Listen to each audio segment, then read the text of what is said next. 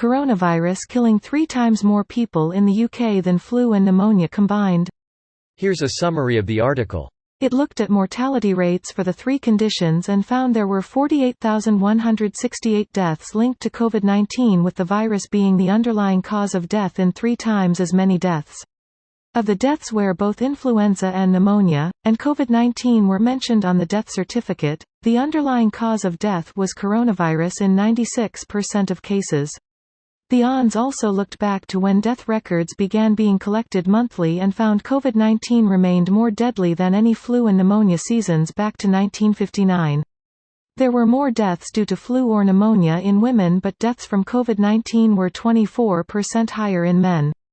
Sarah Call, head of mortality analysis at the ONS, said, "More than 3 times as many deaths were recorded between January and August this year where COVID-19 was the underlying cause compared to influenza and pneumonia.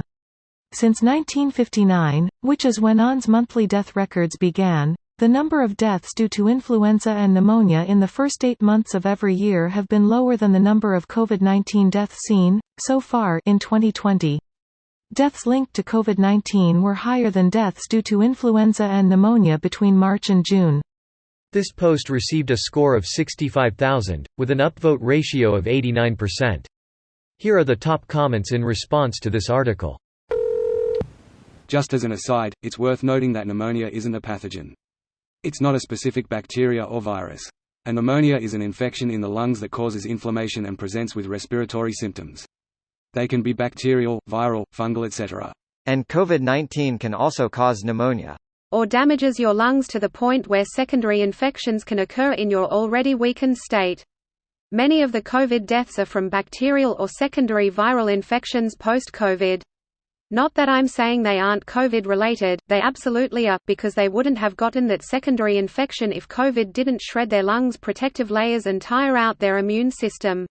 Almost every intubated patient presents after some time a bacterial pulmonary infection and need to be given progressively stronger antibiotics.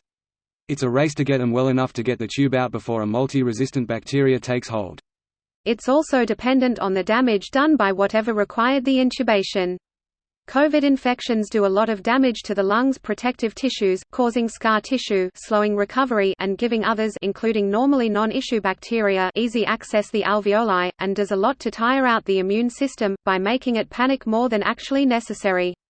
This all comes together to make the person extremely susceptible to those bacterial infections, more so than others. Go out, we'll give you 50% off food and drink. Go back to work, you can meet people in pubs but not at their house, then. Why are you all going out spreading this disease? What are you all doing? This mop-headed mong is fucking the country in the ass. Then proceeds to think making everywhere close at 10 p.m. will help, because, you know, everyone leaving the same place at the same time to attempt to get home on the same transport is 100% a solution. The 10 p.m. rule is an absolute joke with zero evidence of it working. Like you said, it literally crowds people more. What the hell is up with our leadership, or lack of? Greater than what the hell is up with our leadership, this is what the people voted for. 5 years of incompetence on a promise of getting Brexit done.